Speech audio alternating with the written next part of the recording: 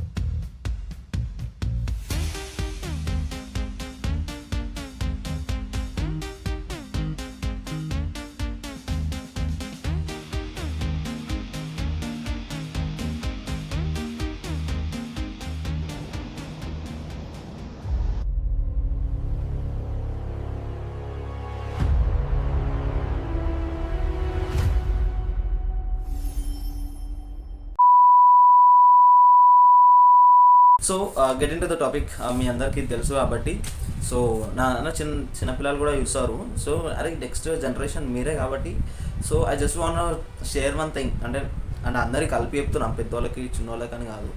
So చిన్నపిల్లలు కూడా చూస్తారు కాబట్టి వాళ్ళకి కూడా కొద్దిగా నాలెడ్జ్ ఉంటుంది ఫ్యూచర్లో ఎట్లుండాలి ఏంది అని. సో అట్లనే పెద్దలు కూడా ఇవ్వచ్చు, కానీ కొంతమంది తెలియకపోవచ్చు. సో ఇదంతా ఎందుకంటే మన ఎలక్షన్ కమిషన్ వాళ్ళు పెట్టిన ఇదనమాట, ఎలక్షన్ సంబంధించి ఈ ఎలక్షన్ ఆఫీసర్స్ కానీ. సో వాళ్ళందరూ డిసైడ్ చేసి ఇది పెట్టిరనమాట. సో దీంట్లో మన ఇన్ఫర్మేషన్, మనం ఎక్కడ ఉంటున్నాం, ఏ లొకేషన్లో ఉంటున్నాం, మన ఐడి ప్రూఫ్ ఏంటిది, సో ఇవన్నీ దీంట్లో తెలుసుకోవడానికి ఇది ఒకటి మనకి ఇచ్చారు. అంటే కొన్ని దొంగ ఓట్లు వేస్తారు. సో యాజ్ యూజువల్గా అంటే టు బి ఫ్రాంక్ చెప్పాలంటే మన ఎలక్షన్ కమిషన్ కూడా ఇట్స్ నాట్ పర్ఫెక్ట్, అది కూడా పర్ఫెక్ట్ లేదు. బట్ ఇది ఫార్మాలిటీగా పెట్టారు అనుకుంటున్నాను నేను. కానీ అంటే నేను ఒక చిన్న చెప్పాలనుకుంటున్నా. ఏందనంటే ఒక ఎగ్జాంపుల్ చెప్పాలంటే మనం ఇదేంటిది బీఆర్ఎస్కి వేస్తే అక్కడ ఎలక్షన్లో అక్కడ అంటే ఆ ఓటు ఇంకా బీజేపీకి వెళ్తుంది. సో మనం కాంగ్రెస్కి వేస్తే బీజేపీకి వెళ్తుంది. సో మనం ఏ ఓటు వేసినా సో అట్లా ఏదో ఒకటి రూలింగ్ పార్టీకి ఇట్లా పోతుంది. సో అట్లా ఉన్నది కొద్దిగా ఎలక్షన్ కమిషన్. అంటే అన్ని ప్లేస్లలో లేదు ఇది, బట్ కొన్ని ప్లేసెస్లో ఇట్లా నడుస్తుంది. అంటే ఈవీఎంస్ ఎట్లుంటాయంటే మనం ఎట్లా ప్రోగ్రామ్ చేస్తే అట్లా అవుతాయి. సో నువ్వు అక్కడ నీకు బీఆర్ఎస్ బటన్నే పెట్టవచ్చు, కానీ ఆ బటన్ నొక్కితే నీకు ఈ పర్సనల్గా అంటే స్పెసిఫిక్గా ఈ పార్టీకే ఓటు పడాలి అని అంటే సో నువ్వు ఆ బటన్ నొక్కినా స్పెసిఫిక్గా వాడు ప్రోగ్రామ్ చేసిన దానికే అది వెళ్తుంది అనమాట. సో అదొకటి మనది మైనస్ పాయింట్. అండ్ ఈ ఎలక్షన్ చేసేటప్పుడు కూడా సో వాళ్ళు ఎట్లా చేస్తున్నారు ఏంది, లేకపోతే కంప్యూటర్లో వాళ్ళు ఏం చేస్తున్నారు, సో ఆ సీసీటీవీ ఫుటేజెస్ని లైవ్లో అందరికి చూపిస్తే కూడా బాగుంటుంది. సో అది కూడా కొద్దిగా ప్రజలకు క్లారిటీ వస్తుంది, ఎంత అంటే ఎంతవరకు కరెక్ట్గా జరుగుతుంది ఏంది అని. సో అది కాకపోతే అండ్ ఇంకోటి పెద్ద పెద్ద కంట్రీస్ అంటే ఇప్పుడు మనం అగ్రదేశాలు అంటాం కదా. సో అగ్రదేశాలు యూఎస్ ఫస్ట్ వస్తుంది. సో యూఎస్లో వాళ్ళు అంత పెద్ద కంట్రీ, అంత ఎకనామీ ఉన్న కంట్రీ అండ్ అందరు ఇంకా చెప్పాలంటే powerful country in the world. So అంత పవర్ఫుల్ కంట్రీయే ఇంకా స్టిల్ బ్యాలెట్ పేపర్స్ వాడుతుంది. సో ఆ బ్యాలెట్ పేపర్స్లో కూడా మంచిగా ప్రతి ఒక్కటి వివరాలు అవన్నీ ఉంటాయి. సో మనం ఇంకోటి దాంట్లో ఫీడ్బ్యాక్ కూడా ఉంటుంది. సో దాంట్లో మనం ఏమేమి ఫిల్ చేయాలి, లేకపోతే స్టెప్స్ ఏమేమి తీసుకోవాలి, సో నెక్స్ట్ రూలింగ్ పార్టీ ఏమేమి స్టెప్ చేస్తే బాగుంటుంది అని ప్రతి ఒక్కటి ఆప్షన్స్ దాంట్లో ఉంటాయి. అంటే ఒక ప్రెసిడెంట్ని సెలెక్ట్ చేసుకోవడానికి, ఒక లీడర్ని సెలెక్ట్ చేసుకోవడానికి వాళ్ళంతా స్పెసిఫిక్గా చూస్తారు. అట్లాంటిది the youngest country in the world అంటే ఇండియా. సో అంటే ఇంత ఎక్కువ యంగ్ పీపుల్ ఉన్న దేశంలో ఇంకా ఈ ఓటింగ్ సిస్టమ్ ఎట్లా వాడాలో ఎవరు తెలియదు. సో అంటే మనం ఓటు ఉంటే ఏదో డబ్బుల కోసం అని కాదు. టు బి ఫ్రాంక్ చెప్పాలంటే నేను ఇంతవరకు అయితే ₹1 తీసుకోలేదు. సో నేను ఇప్పటికి 3 times వేసిన అనుకుంటా ఓటు. నాకు ఏజ్ వచ్చిన కానీ నుంచి అంటే మున్సిపల్ ఎలక్షన్స్ అట్లా, మళ్ళీ నార్మల్గా సీఎంని మొత్తం ఒక 4 times వేసి ఉందా. సో నాకు వచ్చిన ఎక్స్పీరియన్స్ ఏంటంటే మనం డబ్బులు తీసుకోకుండా ఓటేయాలి. ఫస్ట్ థింగ్, మీకు డబ్బులు తీసుకొని మీరు ఓటేద్దామని బాగానే అనుకుంటారు, కానీ అంటే టు బి ఫ్రాంక్ చెప్పాలంటే ఎవరు అంటే ప్రతి ఒక్కరు ఎడ్యుకేటెడ్ లేరు. ఇప్పుడు పెద్ద కంట్రీస్ తీసుకుంటే దాంట్లో ప్రతి ఒక్కరు చదువుకున్న వాళ్ళు ఉంటారు, ఇల్లిటరేట్ చాలా తక్కువ మంది ఉంటారు. కానీ మన దగ్గర ఇల్లిటరేట్ చాలా ఎక్కువ ఉన్నారు. మనకి అంటే ఈ ఏదైతే పబ్లిక్ మీట్స్ ఉంటాయో ఏవేవో ఉంటాయి కదా పార్టీస్, సో ఆ పబ్లిక్ మీట్స్లో వాళ్ళు ప్రజలను ఎడ్యుకేట్ చేయాలి. ఫస్ట్ వాళ్ళకన్నా ముందు మెయిన్ థింగ్ ఎడ్యుకేట్ చేయాల్సింది ఎవరంటే మన ఎలక్షన్ కమిషన్ ఎడ్యుకేట్ చేయాలి. అంటే వై వీఆర్ యూజింగ్ ఓట్ ఎందుకు యూజ్ చేస్తున్నాం, దానివల్ల మనకు వచ్చే లాభం ఏంటి, సో దానివల్ల మన జీవితాలు ఎట్లా మారుతాయి. సో ఇవన్నీ ఒక ఓటు గురించి, ఒక పర్సన్ ఒక ఓటు ఎంత వాల్యుబులో చెప్పాల్సిన బాధ్యత ఎలక్షన్ కమిషన్. సో మన కాడ అందరు చదువుకున్న వాళ్ళు లేరు కాబట్టి, సో మన గవర్నమెంట్ అన్న చెప్పడానికి ట్రై చేయాలి. సో అవి ఏం చెప్పడానికి ట్రై చేస్తారో కాబట్టి నేను వచ్చిన ఇప్పుడు చెప్పడానికి. సో మనం తీసుకుంటున్న డబ్బులే కానీ మనం ఏం చేసినా అవి మన ట్యాక్స్ల పేరు మీద మళ్ళీ మనకే పడతాయి. సో ఫర్ ఎగ్జాంపుల్ నేను ఒక చిన్న ఎగ్జాంపుల్ చెప్పాలంటే, రేవంత్ రెడ్డి మొన్న మెస్సీని తీసుకురావడానికి, ఫుట్బాల్ ప్లేయర్ని ఇండియాకి తీసుకురావడానికి హీ ఇన్వెస్టెడ్ 100 crores అంత ఖర్చు చేసిండు. సో ఆ 100 crores వాళ్ళ తాతయ్య కావు, లేకపోతే వాళ్ళు అంటే వాళ్ళ గవర్నమెంట్ ఇచ్చింది కాదు, లేకపోతే వాళ్ళ ఆఫీస్లో నుంచి వచ్చింది కాదు. బట్ 100 crores ఎక్కడికి వచ్చినాయి, తెలంగాణ ఫండ్కి వెళ్ళి వచ్చినాయి. ఇప్పుడు తెలంగాణలో ఫండ్ ఎట్లా వస్తుంది, సో నువ్వు నేను కట్టి ట్యాక్స్లు, ఎలక్ట్రిసిటీ బిల్స్, లేకపోతే బస్ ఛార్జెస్, ఏవైతే పబ్లిక్ మనం యూజ్ చేసుకుంటున్నామో, వాటర్ కానీ లేకపోతే రోడ్డు కానీ, సో అదొక్కటే కాదు, మనం తినే ప్రతి ఒక్క దాంట్లో, మనం కొనే ప్రతి ఒక్క దాంట్లో మనకు ట్యాక్స్ పడుతుంది. సిజిఎస్టీ అని మన స్టేట్ది పడుతుంది, జిఎస్టీ అని మన సెంట్రల్ది పడుతుంది. సో మన నుంచి ట్యాక్సెస్ సెంట్రల్కి పోతున్నాయి, ఇంకా మన స్టేట్కి కూడా పోతున్నాయి. సో ఇంతగానో మనం ట్యాక్సులు కట్టుకుంటాం ప్రతి ఒక్క దాంట్లో. మనం ఒకటి అమ్మాలన్నా ట్యాక్స్ కట్టాలి, కొనాలన్నా ట్యాక్స్ కట్టాలి, నీకు వచ్చిన శాలరీలో కూడా ట్యాక్స్ కట్టాలి వాస్తవంగా చెప్పాలంటే. సో నువ్వు అంత ట్యాక్స్ కడతావు, నువ్వు వాడిచ్చే 2,000కి, ₹1,000కి, 1,500కి నువ్వు ఓటు అమ్ముకుంటే నువ్వు ఇప్పుడు ఎంత కడుతున్నావు తెలుసా. ఇందాక చెప్పినా కదా, మెస్సీ రావడానికి 100 crores ఇన్వెస్ట్ చేస్తే, ఆ 100 crores తెలంగాణలో ఉన్న ప్రజల్ని డివైడ్ చేసి చూస్తే ఒక్కొక్కరికి 2.5 lakh rupees అప్పులో ఉన్నారు. సో అంత అప్పు ఒక్కొక్కరికి 2.5 లక్షల అప్పు ఉంది. ఇది ఒక్కటే అనుకుంటే, ఇది కాకపోతే మళ్ళీ మనం కట్టే ట్యాక్స్లు, అంటే మనం గవర్నమెంట్ తీసుకున్న ఫ్రీ సబ్సిడీస్ కానీ, ఫ్రీ బస్సులు కానీ, లేకపోతే కాలేజ్ పూర్వలోకి వచ్చే స్కాలర్షిప్స్ కానీ, ఇప్పుడు ఎలక్ట్రిసిటీ ఫ్రీగా వాడుకుంటాం. ఇంకోటి రైతులకి రైతు బీమా అది ఇదని వాళ్ళకి డబ్బులు ఇస్తున్నారు. సో మళ్ళీ వరదలు వచ్చి కాలనీస్ మునిగిపోతే వాళ్ళకి డబ్బులు ఇస్తున్నారు. సో మళ్ళీ ఇంకోటి డబుల్ బెడ్రూమ్ ఫ్లాట్స్, లేకపోతే మనం కొత్తగా రోడ్స్ వేయాలి, లేకపోతే ఇన్ఫ్రాస్ట్రక్చర్ డెవలప్ చేయాలి. ఇవన్నీ చేయాలంటే డబ్బులు కావాలి. సో వీటన్నిటికీ వాళ్ళు అప్పు తెచ్చి చేస్తున్నారు. ఓకే, అది కరెక్టే. అప్పు వాడు కడుతున్నాడు, వాడు జాబ్ చేసి వాడు డబ్బులు సంపాదించి వాడు కట్టట్లే. వాడు మనకి ఏదైతే ఇన్వెస్ట్మెంట్ ఉందో, అంటే మనకి ఏవైతే ఫ్రీగా ఇచ్చి మనకి ఇవన్నీ మీకోసమే అని చెప్తున్నాడో, అంటే అవన్నీ రావడం కూడా ఫ్రీగా రావు కదా. సో అవన్నీ మనకి ఇంకా వేరే వస్తువులు ఏదైతే ఉంటామో దీనికి గుంజాల్సిన డబ్బులు దాంట్లో ఉంచుతున్నాడు, అంతే, పెద్ద తేడా ఏం లేదు. సో నువ్వు ఇప్పుడు నువ్వు ఈ ఫ్రీ బస్ నువ్వు ఎక్కుతున్నావు, అదే ఫ్రీ బస్ డబ్బులు నీకు ఇక్కడ ఫోన్లు అమ్మాలన్నా, లేకపోతే నువ్వు ఇంకేదన్నా బిజినెస్ చేయాలన్నా, సో అక్కడే నీకు ఆ డబ్బులు ఇటు గుంజుతారు. సో అంతే, మొత్తం ఓన్లీ ఆ ఒక్క దాంట్లో కాదు, ఒక చిన్న ఎగ్జాంపుల్ చెప్పిన. సో మీకు ఒక్క దగ్గర వాడు ఫ్రీగా ఇస్తాడు, మిగతా 10 దగ్గర ఆ డబ్బులు గుంజుతాడు. మనం వచ్చి ఈ ఫ్రీ వాటికి అలవాటు పడకుండా, సో మనం ఒక మంచి విజన్ ఉన్న లీడర్ని మనం ఎన్నుకోవాలి. సో నువ్వు ఫ్రీ బస్ పెట్టడం ఓన్లో, ఇప్పుడు బయట కంట్రీస్కి వెళ్తే అక్కడ స్టూడెంట్ ఐడి కార్డ్ ఉంటుంది. వాళ్ళు ఏదైతే సెమిస్టర్ టికెట్ కడతారో ఆ సెమిస్టర్ టికెట్తోని వాళ్ళ ట్రావెల్ పాస్ ఒకటి ఉంటుంది. సో ఆ ట్రావెల్ పాస్ రీఛార్జ్ అయిపోతుంది. సెమిస్టర్ టికెట్ అంటే అదొక ఎగ్జామ్ ఫీజు అనమాట. సో ఆ ఎగ్జామ్ ఫీజు కడితే వాళ్ళకి ఆ సెమిస్టర్ మొత్తం ట్రావెల్ కార్డ్ ఏదైతే ఉంటుందో అది రీఛార్జ్ అవుతుంది. సో నువ్వు దానివల్ల మెట్రోస్లో తిరగచ్చు, బస్సులలో వెళ్ళొచ్చు, ట్రామ్స్లలో వెళ్ళొచ్చు. సో ఏదైతే పబ్లిక్ ట్రాన్స్పోర్ట్ ఉంటుందో దాన్ని నువ్వు యూజ్ చేసుకోవచ్చు. సో అట్లా అంత బెనిఫిషియల్గా ఉంటుంది. అంటే నెక్స్ట్ జనరేషన్ కోసం నువ్వు ఇన్వెస్ట్ చేయి. నెక్స్ట్ ఎందుకు అంటే నెక్స్ట్ ట్యాక్స్ పేయర్స్ వాళ్ళే ట్యాక్స్ కడతారు కాబట్టి వాళ్ళే డబ్బులు సంపాదిస్తారు నెక్స్ట్ జనరేషన్. సో అలాంటి వాళ్ళకి నువ్వు ఇన్వెస్ట్ చేయి.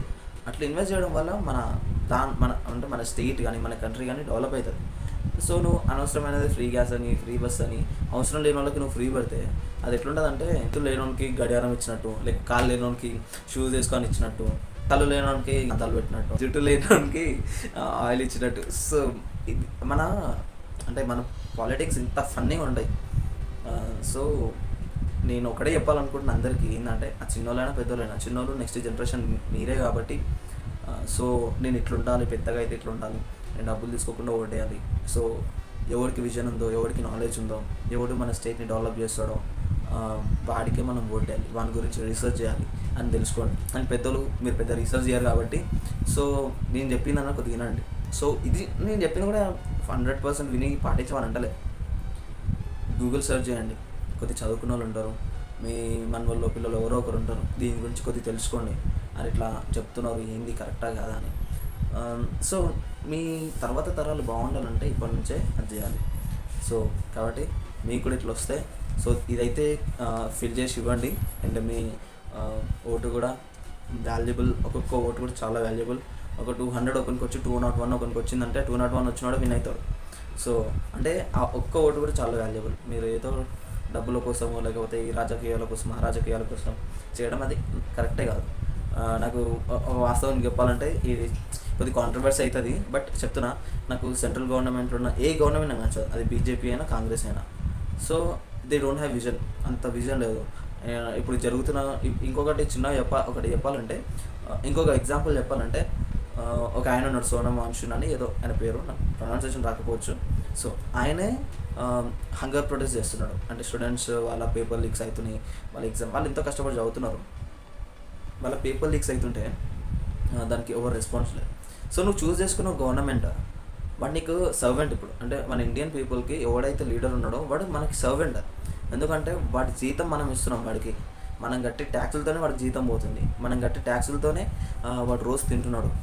సో గమనించండి, ఇది ఏమంటారు, ఒక లోకసభ జరగడానికి ఒక్క రోజు లోకసభ జరగాలంటే 2 కోట్లు ఖర్చు అవుతుంది. సో అట్లా మనకి వారానికి ఎన్నిసార్లు ఉంటుందో మీరే క్యాలిక్యులేట్ చేసుకోండి. సో అన్ని కోట్లు ఖర్చు అవుతాయి. ఇవన్నీ ఏటికెళ్ళి వస్తున్నాయి డబ్బులు, చెట్లకెళ్ళి రావు కదా, నువ్వు నేను కట్టే ట్యాక్సులతోనే వస్తాయి. సో ఒక దేశం బతకాలంటే అంటే అక్కడున్న ప్రజలు కట్టే ట్యాక్స్ మీదనే డిపెండ్ అయి ఉంటుంది. సో ఆ దేశం డెవలప్ అవ్వాలంటే మనం ఇంకోటి వాస్తవం చెప్పాలంటే వరల్డ్లో ఎక్కువ ట్యాక్స్ పే చేసేది మన ఇండియన్సే. ఇంత ట్యాక్స్ పే చేస్తూ కూడా ఇంకా మనం అదే స్టేజ్లో ఉంటున్నాం. తుంచుకొని కొద్దిగా ఆలోచించి ఓటేయండి, ఏం చేస్తారు ఏంది అని. అప్పుడు ఇన్వాల్వ్ చేస్తారు, మేము ఇది చేస్తాం అది చేస్తామని. సో మీరు యువర్ నాట్ ఏ కిడ్స్, మీరు కిడ్స్ కాదు. అంటే వాడు ఏది చెప్తే వాడు చెప్పిండే కదా చేసేద్దాం, మనోడే కదా ఇది అనుకోకండి. సో ఇప్పుడు నేను పోటీ చేసిన, నా ఫ్రెండ్స్ ఉంటారు, వాళ్ళు ఉంటారు, మనోడని ఓటు వేయొచ్చేమో ఒకవేళ నేను పోటీ చేస్తే. బట్ నాకు ఆ నాలెడ్జ్ లేనిది, సో నాకు ఆ విజన్ లేనిది నాకు కూడా ఓటు వేయద్దు, అది కరెక్ట్ కాదు. అంటే నెక్స్ట్ జనరేషన్ ఎట్లా బాగుపడుతుంది అట్లా చేస్తే? నెక్స్ట్ ఆడు తినడం తప్ప నీకు మిగిలిచ్చేది ఏముంది? లేదు కదా, నాన్ సెన్స్ కదా. నేను చిన్నగా ఉన్నప్పుడు ఒక న్యూస్ చదివిన, చైనాలో ఏంటంటే వాళ్ళు ఒక 9 కిలోమీటర్స్ రైల్వే ట్రాక్ని ఒక 1 అవర్లో వేసారు. సో అంటే దానికి చాలామంది వర్క్మెన్ అయితే యూజ్ అయ్యారు, చాలామంది మనుషులు యాడ్ అయ్యి ఒక 9 అవర్స్ ఒక 1 అవర్లో 9 కిలోమీటర్స్ రైల్వే ట్రాక్ని వాళ్ళు చేసిరు అని అంటే, సో అలాంటి సత్తా మనకు ఆ గవర్నమెంట్కి అక్కడ నీడ్ 9 కిలోమీటర్స్ రైల్వే ట్రాక్ నాకు కావాలి, ఇప్పుడు నెక్స్ట్ అక్కడికి వెళ్ళాలి, నెక్స్ట్ అక్కడ మనకు పని ఉంది అని అంటే వాళ్ళ అంత ఫాస్ట్గా అంటే వాళ్ళ గవర్నమెంట్ చెప్పిన why don't we do that అంటే మన కాడ ఎందుకు లేదు అట్లా గవర్నమెంట్. వాళ్ళు ఈ సంవత్సరం అంటే ఇప్పుడు వచ్చిన రాజకీయ నాయకుడు అది శాంక్షన్ చేస్తే అది అయ్యేలోపు మళ్ళీ ఇంకొకటి రావాలి, ఇంకొకటి వచ్చినట్టు చేస్తారని నమ్మకం లేదు.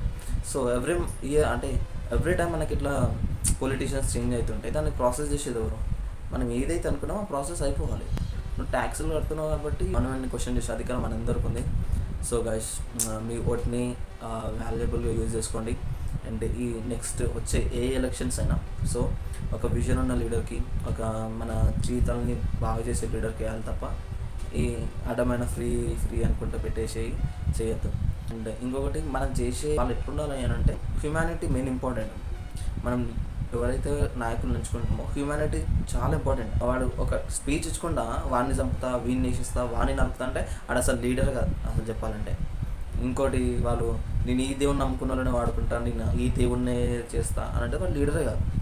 సో మనం అందరం హ్యూమన్స్, మనం బ్రతకడానికే ఓటింగ్ సిస్టమ్ ఇవన్నీ పెట్టినాం. సో ఆడొక హ్యూమానిటీ లేకుండా ఆడొక లీడర్ అయిందంటే రేపటి నాడు నువ్వు రోడ్డు మీద పడి చచ్చిపోయినప్పుడు కూడా ఎవడు పట్టించుకోడు కూడా. ఇప్పుడు సోనం వాంగ్చుక్ ఉన్నాడు, ఆయన ఒక చైనీస్ పర్సన్, కానీ మన ఇండియన్స్ కోసం కొట్లాడుతున్నాడు, ఇక్కడికి వచ్చి ఇక్కడ బ్రతుకుతూ ఇండియన్స్ కోసం పోరాడుతుండ్రు. సో వాడిని ఎవడన్నా పట్టించుకుంటున్నా, ఏ లీడర్ని పట్టించుకుంటున్నా? ఆయన ఆ పెద్ద మనిషి అంతగానో కష్టపడుతుండ్రు, ఆయన ఎవరైనా పట్టించుకుంటున్నా? ఆయన హెల్త్ గురించి ఏ గవర్నమెంట్ అయినా క్వశ్చన్ చేసిందా? ఈవెన్ కాంగ్రెస్ గవర్నమెంట్ క్వశ్చన్ చేయలేదు, అపోజిషన్ పార్టీ క్వశ్చన్ చేయలేదు, రూలింగ్ పార్టీ కూడా క్వశ్చన్ చేయలేదు. సో వాళ్ళకి మన ప్రాణాలతో లెక్కలేదు. సో మనందరము సమాజం, అంటే మనందరం కామన్ పర్సన్స్, మనం లీడర్స్గా మనం లేము. కానీ మన ప్రాణాలు దాకా వస్తే మన ప్రాణాలను కూడా లెక్క చేయండి మన గవర్నమెంట్. సో మన గవర్నమెంట్కి మన ప్రాణాలతో అవసరమే లేదు. మనం మంచిగా ఉన్నా పట్టించుకోరు, మనం ఎటువంటి సిచ్యువేషన్ ఉన్నా పట్టించుకోరు. అలాంటి గవర్నమెంట్ ఉంటే మన దేశం కానీ మనం కానీ ఎప్పుడు బాగుపడాం. సో మీరు మీ ఓట్ని, వాల్యుబుల్ ఓట్ని మంచి కోసం ఉపయోగించండి అండ్ ఒక మంచి లీడర్ని ఎన్నుకోండి. అండ్ నేను లీడర్ అయ్యే అంత నాకు సత్తా లేదు, బట్ లీడర్ అయ్యే సత్తా చాలామందికి ఉంది. సో మీలో తొక్కేసుకోకుండా సో ఎడ్యుకేట్ యువర్ సెల్ఫ్, మిమ్మల్ని మీరు ఎడ్యుకేట్ చేసుకోండి. తర్వాత తరాలకు ఎట్లా ఉపయోగపడతారో ఎడ్యుకేట్ చేసుకొని మీలో కూడా ఒక లీడర్లు ఇవ్వాలని ఆశిస్తూ అండ్ ఈ వీడియో ముగిస్తున్నాను. అండ్ నా ఛానల్ని సబ్స్క్రైబ్ చేసి నన్ను ఫాలో అవ్వండి. ఆ వీడియోస్ ఇంకా వస్తూ ఉంటాయి. సో ప్రతి ఒక్కటి నా పర్సనల్ కంటెంట్ లేకపోతే నా లైఫ్ స్టైల్ కంటెంట్ ప్రతి ఒక్కటి నేను చూపిస్తూ ఉంటాను. So guys, see you next video. జై హింద్.